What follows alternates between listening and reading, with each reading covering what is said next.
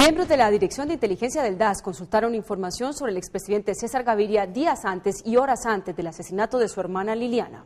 Dora Montero. María Cristina, las consultas a la base secreta de datos del DAS, llamada CIFDAS, coinciden sorprendentemente con sucesos que pusieron en peligro o en entredicho a varios de los seguidos.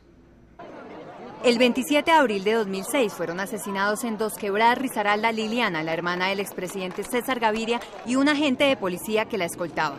Ese mismo día, el DAS consultaba información confidencial sobre el expresidente. Días antes del atentado hubo 2 consultas más a la base de inteligencia del DAS buscando información sobre el jefe del Partido Liberal, los días 6 y 10 de abril. El expresidente Gaviria, en diálogo telefónico con Noticias 1, indicó que encuentra preocupante esa casualidad y que se pronunciará cuando regrese a Colombia.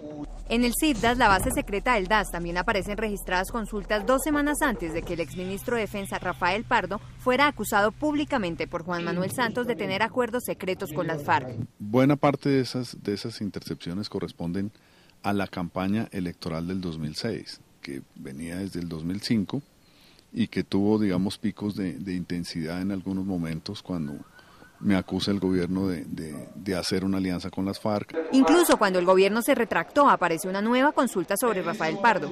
5 meses después resurgen las consultas, el 17 de junio de 2006, coincidiendo con un atentado fallido al entonces precandidato liberal. En días cercanos, alrededor de que me enviaron un sobre explosivo, que todavía no se sabe quién lo mandó. Para el caso del magistrado de la Corte Suprema, César Julio Valencia, las coincidencias son varias. Su nombre fue consultado en el CIFDAS el 23 de mayo de 2007. Había reiterado unas amenazas serias contra algunos magistrados de la Corte Suprema de Justicia y de algunos magistrados auxiliares. Las ediciones de los diarios El Tiempo y El País señalan que el entonces presidente de la Corte Suprema denunció en esa fecha seguimientos y llamadas intimidatorias contra los investigadores de la parapolítica. El 7 de noviembre de ese mismo año, el detective Jonathan Villa consultó la información de inteligencia del magistrado. Ese día, Valencia había condenado el asalto guerrillero al Palacio de Justicia y la reacción militar que él considera desmedida. Horas después de la consulta al CIFDAS, la presidencia expidió este comunicado contra Valencia Copete. Luego de mis palabras, el gobierno, el presidente de la República expidió un comunicado al día siguiente donde rechazaba mis palabras porque según ellos, según ese comunicado, eran atentatorias contra la dignidad de la fuerza pública, lo que no es cierto. Las declaraciones del magistrado Valencia a El Espectador sobre la pregunta que el presidente Álvaro Uribe habría hecho acerca de la investigación a su primo Mario Uribe ocasionaron otras indagaciones. Una de ellas en los días en que el presidente denunció al magistrado ante la comisión de acusaciones. Cuando el presidente de la República me denuncia penalmente, según él, por los delitos de calumnia e injuria. El 22 de agosto de 2008, los datos sobre el magistrado son requeridos en 3 ocasiones diferentes, cada una por un funcionario distinto de la Dirección General de Inteligencia.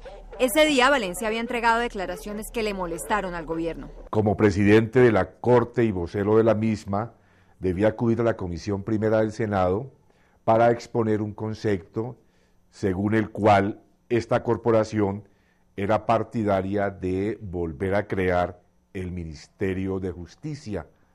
El gobierno reaccionó frente a esas declaraciones y lo entendió como un nuevo choque, lo que en realidad no era. Las consultas sobre el senador Gustavo Petro están relacionadas con las investigaciones que realizaba para cumplir con su tarea legislativa. En el caso mío, el DAS empieza a seguirme, interceptarme, básicamente por mi debate sobre el paramilitarismo. Uno de los debates más álgidos fue el del origen del paramilitarismo en Antioquia, realizado el 17 de abril de 2007. Antes de eso, el 13 de abril y después, el 23 y el 27 de abril, el nombre de Petro fue consultado en el CIFDAS.